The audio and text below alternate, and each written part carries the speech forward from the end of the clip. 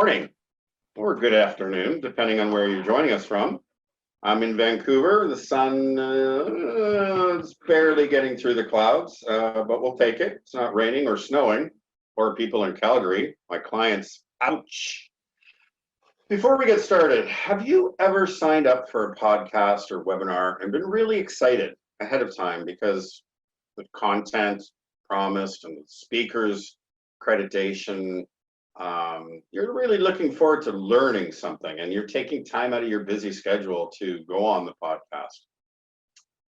And you're 20 minutes in and the speaker is still talking all about themselves, how great they are, their accomplishments, books published, how much money they make, blah, blah, blah, blah, blah. I don't know about you, but that frustrates the blank out of me. I mean, we're all busy.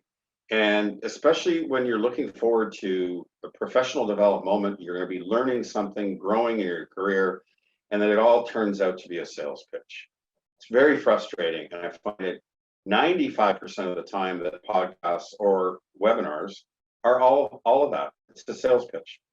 Well, folks, I have some good news for you right out of the gate. This is not one of those, okay? I do not operate like that at all. And in fact, I want to be clear. This session is exactly like, well, as close to, because we're not one-on-one, one of my coaching sessions. In other words, the more you put into it, the more you get out of it. And what I mean by that is asking questions. The more you can ask questions about your specific situation, then I can address your specific situation in detail. Now, I will pause at the end of each section. There'll be 3 sections today for questions. However, I do encourage you to interrupt me at any time by raising the hand in the right column. And if I don't see it, Lila, my facilitator, will nudge me and we'll address your questions as you bring them up. Likely, if you're asking the question, then someone else probably has the same thought. Now, if you're not listening to this live, but after the fact, feel free to post a question, which I will definitely respond to directly. Either way, the more questions you ask, the more interactive you are, the more value you get from today's podcast, live or recorded. Okay. Well, first of all, I would like to take a moment to thank Equa Marketing for sponsoring this Law Water Cooler series. As you can see, this is session 5 out of 8 that we're doing. Today we'll be talking about law firm leadership, part 1. If you're following this, I do encourage you to come back on November 5th or afterwards to participate with law firm leadership, part 2. I'd also, again, I mentioned Lila before, but I'd like to thank Lila, my facilitator. I couldn't be doing this without her. She's been awesome during this entire process. A little bit about me, more like 20 seconds rather than 20 minutes. My name is Gary Mitchell, and I've been coaching lawyers since 2005. First-year associates up into managing partners and beyond, 35-year veteran QCs, and everything in between. I love what I do. I love working with intelligent people. The thing is, I focus on the business of law, which is not taught in law school. Everything from leadership, business development, practice management, marketing, and so on. All the things you don't get in law school, that's my area of expertise. At the end of the presentation, you'll get my contact information, unless you may already have it. And you can contact me if you wish. That's enough about me. Told you 20 seconds, maybe it was 30 seconds, not 20 minutes. Let's dive right in. So here are the components of what law firm leadership looks like. What are the qualities? What are the skills, attributes, and such? Then we're going to take a look at how leadership affects or should affect practice management. And finally, we will cover how leadership should and does affect administrative management. So, what does a law firm leader look like? And I'm using law firm leader as a term because it is interestingly different than, say, corporate leadership, because corporate leadership, the leaders are just leaders. They're not running a division of the company and leading the company at the same time. So, law firm leadership. Well, leadership comes from a combination of skills and attributes. Understanding and working with both is essential for strong leadership. Typically, the managing partner is usually in the leadership role by default, either because they founded their own firm or because they were elected by their peers. And in most cases, this individual has not had direct training or coaching to develop their skills as a leader, manager. Yet, they have direct control or influence over the way the firm is run. This presents many challenges, as you know, both for you, the individual or managing partner, and the firm. So let's take a look at the difference between the skill set, lawyering versus leading. Well, as you know, most managing partners will have their lawyering skill set very well honed. I mean, that's kind of obvious. Either you're running your own firm and you're running your own firm because you're a great lawyer and you've built a business up, or other lawyers, your peers, have recognized you as a good lawyer, a great lawyer, and elevated you to a leadership role. And so your lawyering skills would include, but are not limited to, analytical ability, attention to detail, logical reasoning, persuasiveness, sound judgment, writing ability, and others. Well, at the same time, successful leaders require skills to formulate and articulate a shared vision for the firm. And I'll talk more about vision in just a moment. Lead the fight for constructive organizational change. Empower and develop lawyers and support personnel. Work collaboratively with the management team. Develop problem-solving and multiple option thinking skills. Make tough decisions. Establish both firm goals and performance goals for all lawyers and support personnel. Seek input from others while coaching and developing them. Confront and deal directly with internal and external, or client, conflict and communications problems. Wow, no small order. And if you are a managing partner or owner of a firm, you know what a tug of war all of this is. And I have the utmost respect for managing partners. I work with a number of them at various different sized firms. And to think all the challenges you have as a leader are compounded by the fact that you also run a practice. It's like 2 full-time jobs. Wow. Let's talk about attributes.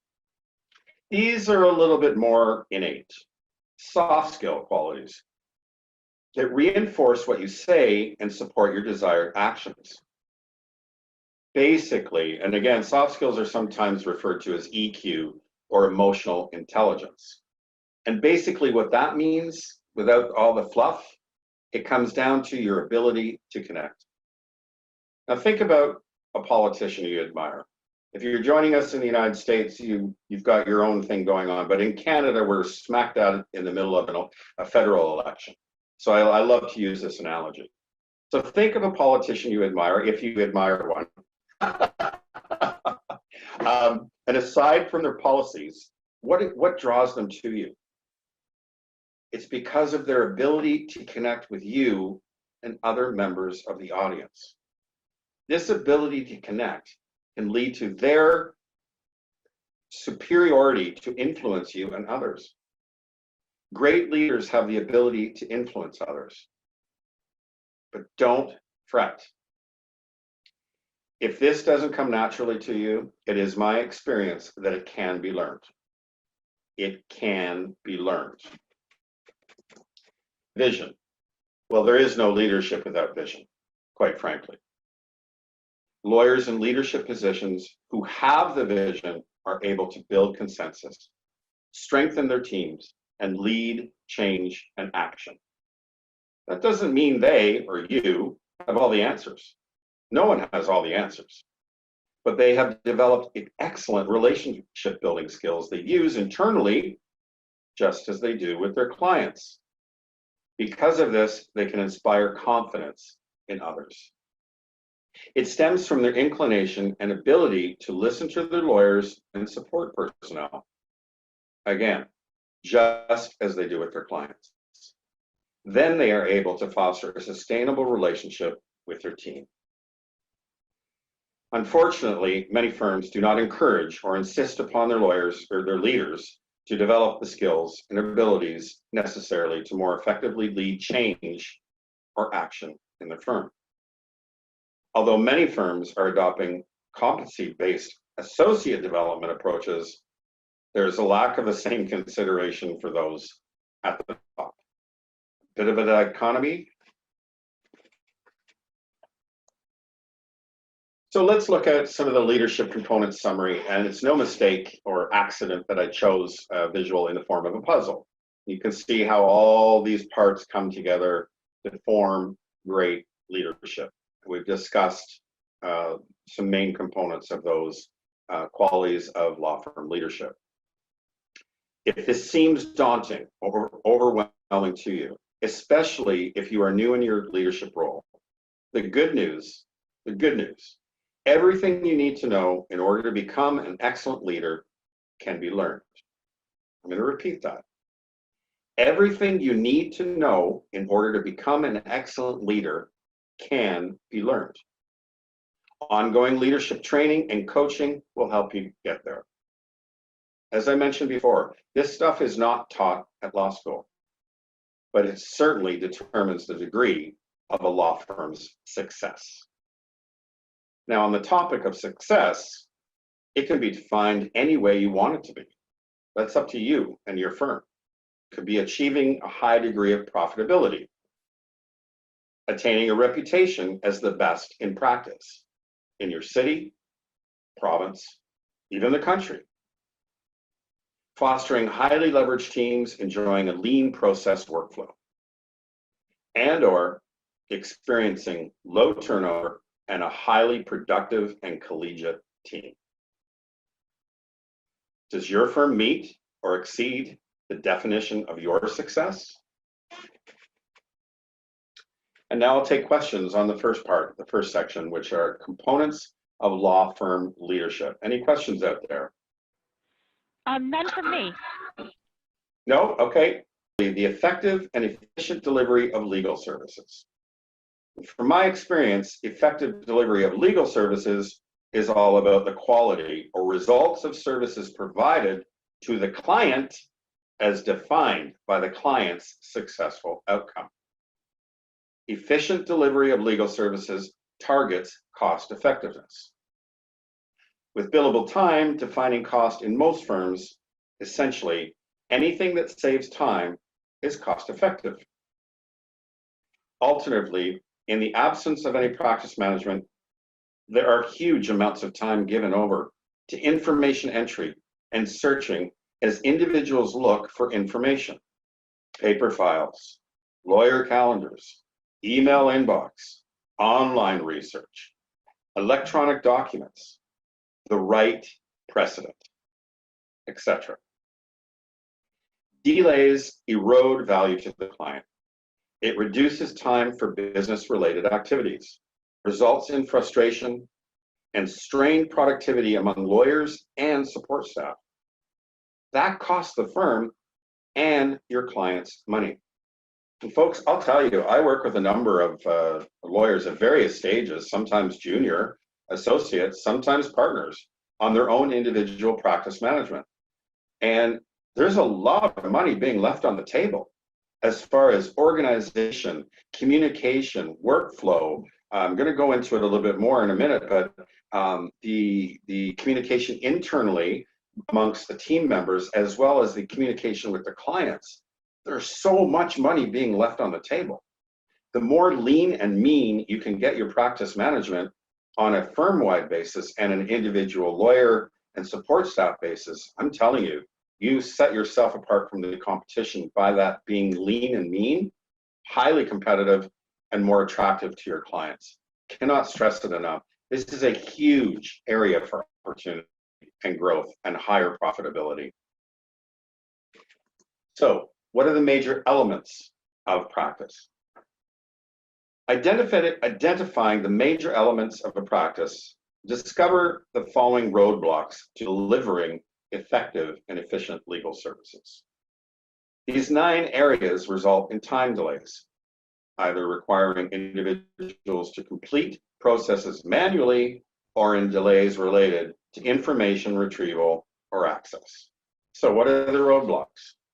Well, under client and conflict management, roadblock: manually tracked email, spreadsheets, and paper files. Scheduling, roadblock: manually by electronic or paper calendars. Time tracking, roadblock: manually tracked and or standalone time tracking tools used. Billing, roadblock: manual data entry of client and time information and or a standalone billing tool for generation of invoices. Account reconciliation, roadblock: I bet you can guess what's going to come next. Manual reconciliation requiring spreadsheets or dedicated accounting tools.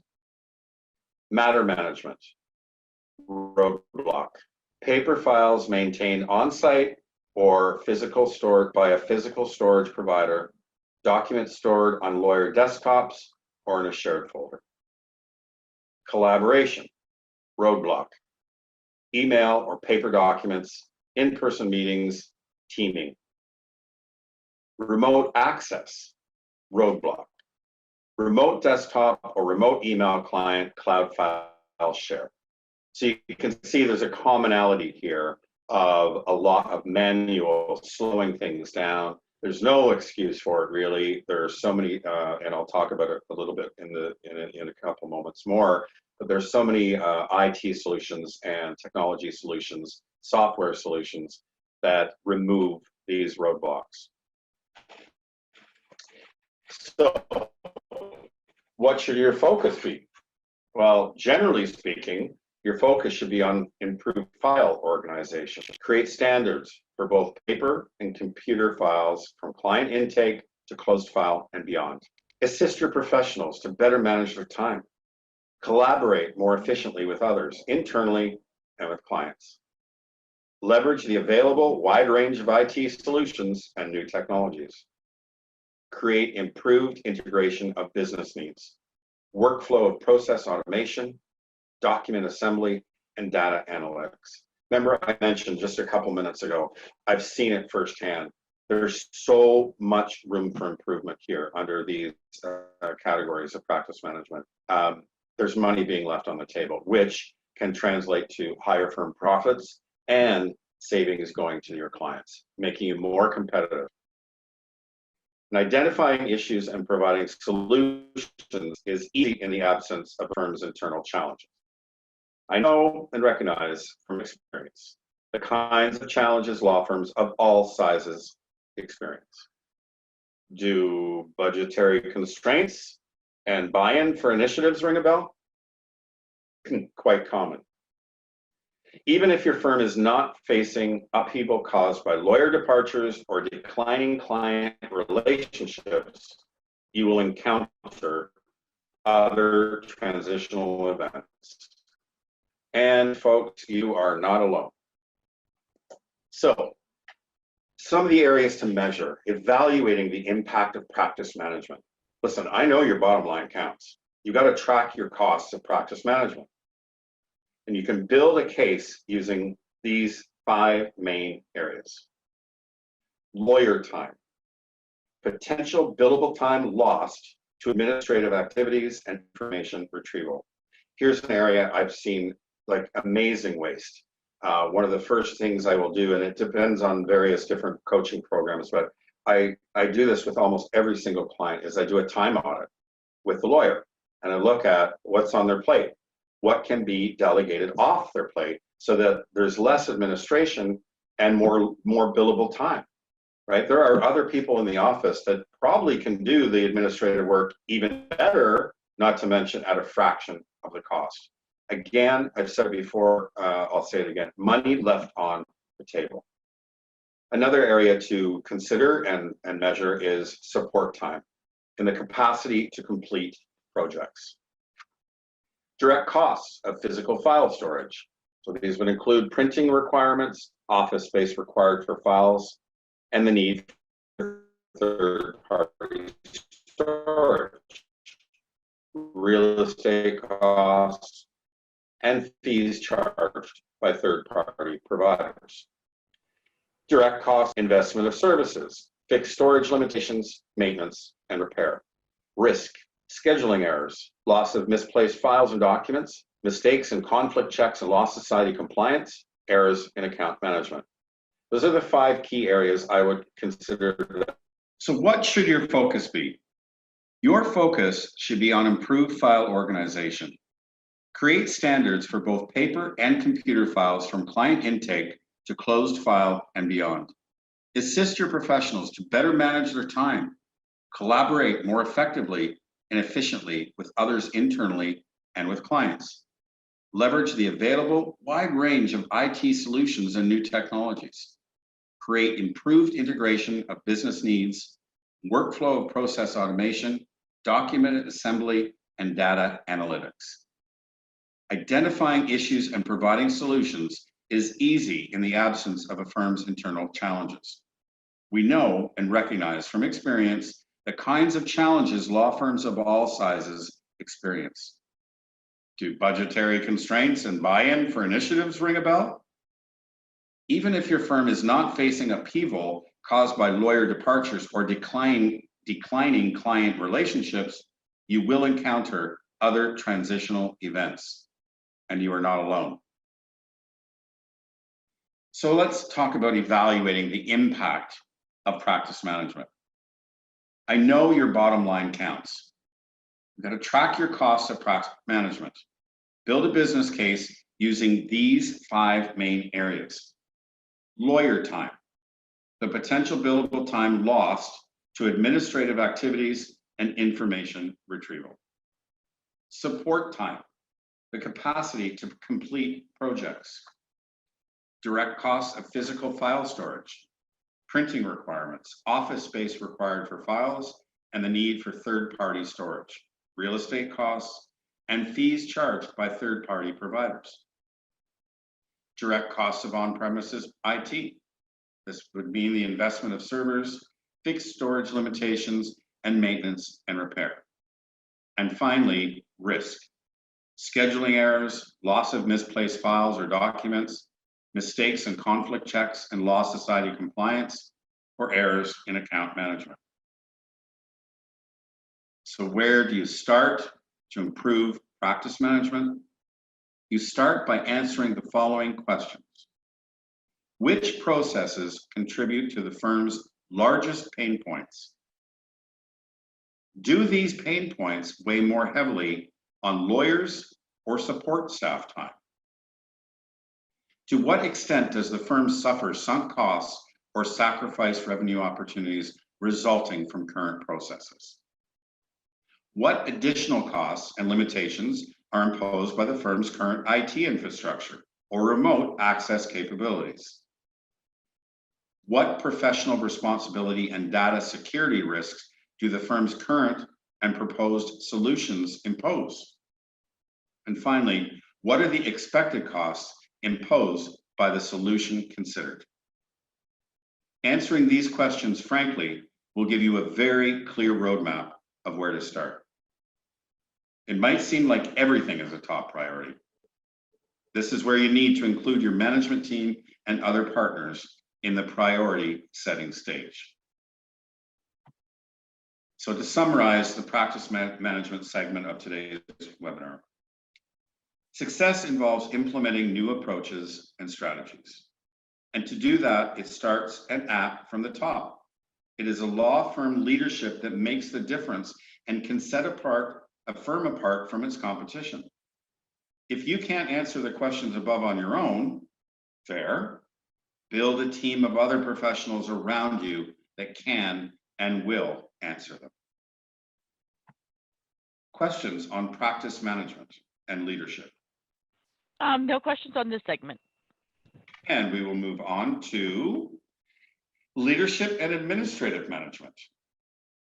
Law firm leaders expect employees to follow the rules, follow the policies, and share the ethics and the visions of the firm. In exchange, the employee can stay and will be paid. How can a law firm achieve this intentionally? The first step is to answer the following questions. Who does what? How do they do it? And how do they do it better?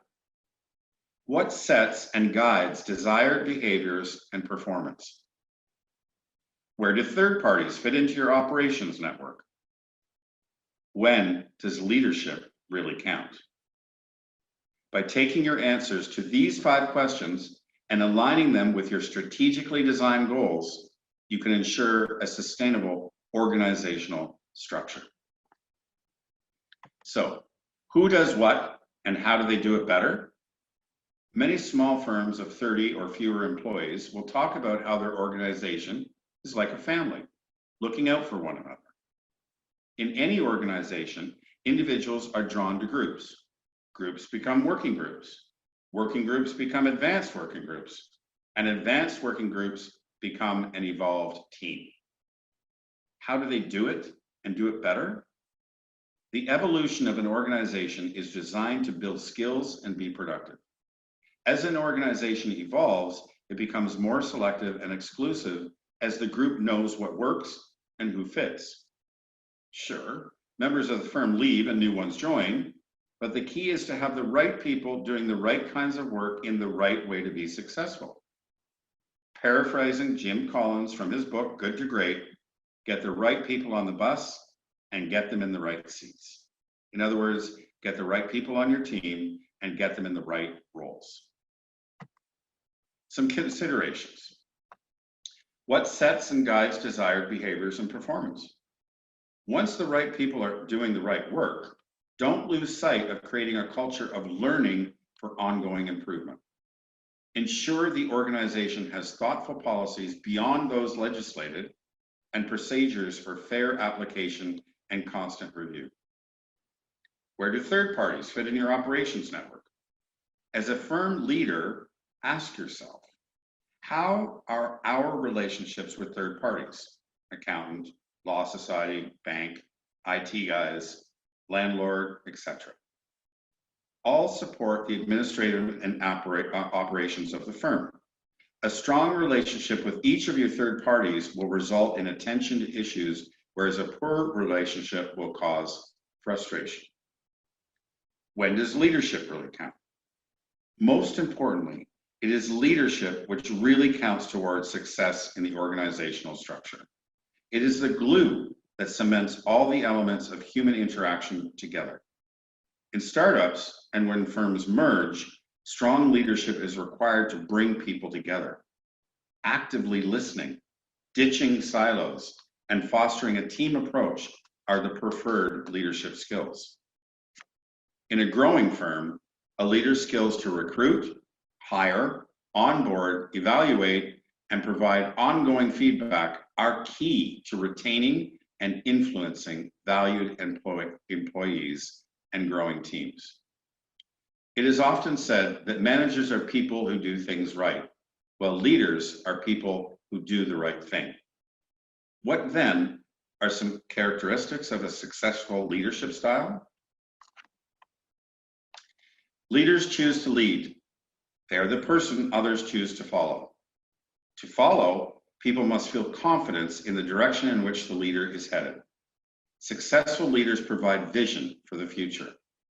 Sharing that vision with others in a way that compels them to act is the secret to successful leadership. In this way, successful leaders provide inspiration. The inspirational leader feels passionately about the vision and mission of the organization. Communicating the big picture regularly helps reinforce the reason the law firm exists. Law firm leaders must find ways to make their team feel important and appreciated. Simple common courtesies are one easy way to start. Say good morning. Ask people how their weekend turned out. Listen to what co-workers, peers, and staff members have to say. And of course, living your values, behaving ethically, and leading by example will go a long way towards earning and keeping the respect and performance of your people at the highest level. What about environment and culture? Establishing an environment of continuous improvement where the firm and its people are provided opportunities for growth is essential for successful administrative management. That means investing in the success and growth of your people. Identify with them the specific areas they need to grow in. Once you have agreement on that, then focus on finding the right method and provider to give them exactly what they need. Team. It's all about team. This can be tricky when you're dealing with generational differences, egos, job titles, and hierarchy. One way to cut through all of this is to encourage your team to all focus on one goal. That is, providing the very best service to your clients. Each member of your team is vital in this approach and should all be respected and recognized for their contribution, from your receptionist right up to your most senior and coveted partner. One of the things I advise my clients in creating this culture around team and that one goal focus is having your people constantly ask themselves or ask their coworkers, how can I help you, help me, help the client? I'm going to repeat that. How can I help you, help me, help the client? Very good question to ask, and it keeps people focused on that one goal, which is the client. So let's summarize administrative management and how that's affected by leadership. In review, administration is all about people management, which requires strong leadership as the main skill. Administration is the overseeing of the firm's operations, legal and government compliance, financial status, and people associated with getting everything done. As a sole proprietor, managing partner, office manager, practice team member, or receptionist, they're all administrative tasks. They should all feed into a positive client experience and profitability of the firm. Administrative management is about running the office or operations, and that, circling back to the owners, requires strong leadership. Questions on administrative management and leadership? When you're managing a team, how do you make sure that nobody is creating a toxic environment? Well, that's interesting because I was just on a client call this morning with an office manager, and there's a couple of issues there. First of all, you have to be all eyes and ears. You have to be down and dirty with the staff and know what's going on. And when you identify somebody that is, well, the term I use is poison, who can spread negativity throughout the staff, you've got to nip it in the bud right away. You know, the two choices are you sit them down and give them a real tough conversation and give them an opportunity to improve or change their behavior, or you terminate them immediately.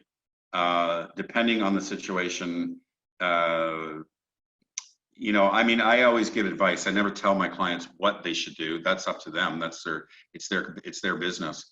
But I'm of the firm belief that if there's any poison in the midst, that you should get rid of it, because it typically doesn't turn around and it doesn't improve. It just gets worse.